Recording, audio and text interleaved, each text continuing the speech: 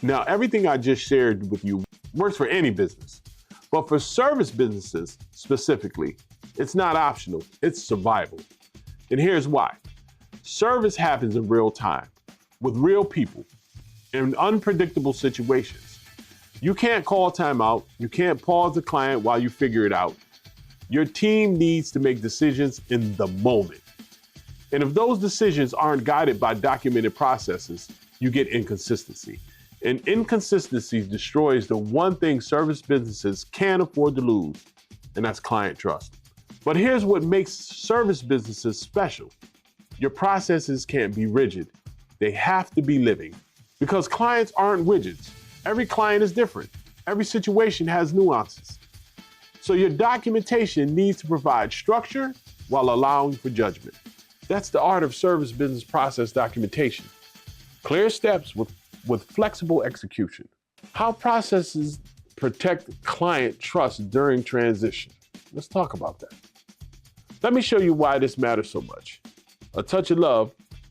We got a new client, Mrs. P. She's been with us for 2 years.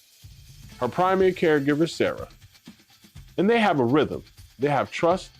Everything's working beautifully. Then Sarah gets sick. She's out for 2 weeks. We need to send in someone else. Now, if everything Sarah does is tribal knowledge, if it's all in her head, what happens to Mrs. P?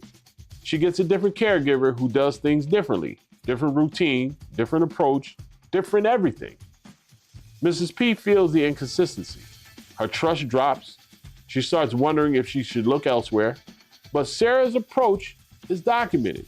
If the new caregiver can follow the same process, the same routine, the same decision criteria, then Mrs. P barely notices the transition.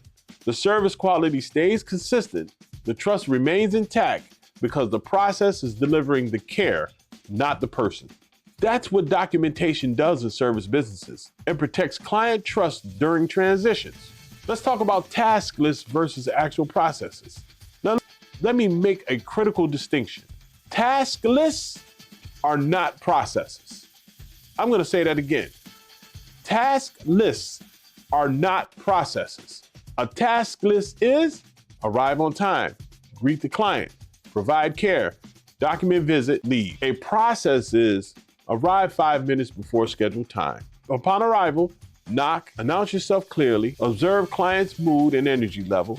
If the client seems distressed, first address immediate concern before beginning scheduled care. If the client is in good spirits, proceed with greeting and care plan review.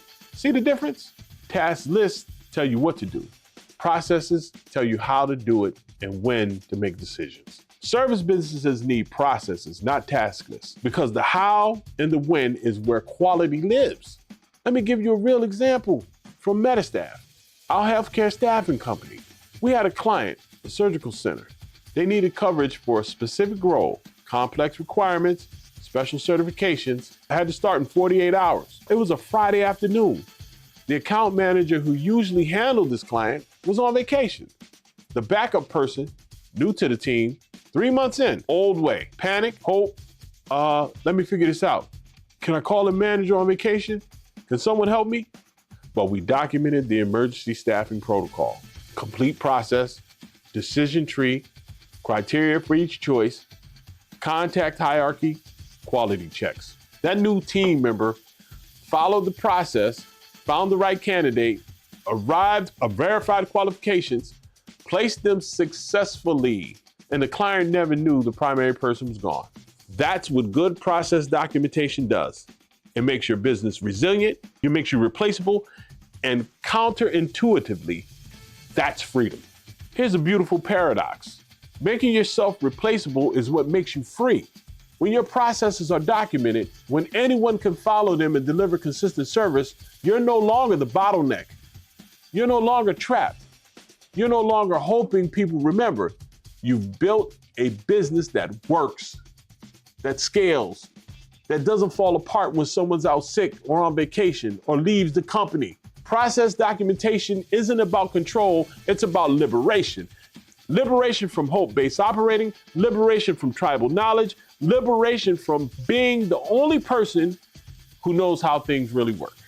And in chapter 3, I'm going to show you exactly how to build your core service delivery protocols, the process that matter most, the ones that protect client trust, the ones that enable your team, the ones that free you to actually build instead of constantly explaining. I'll see you in chapter 3.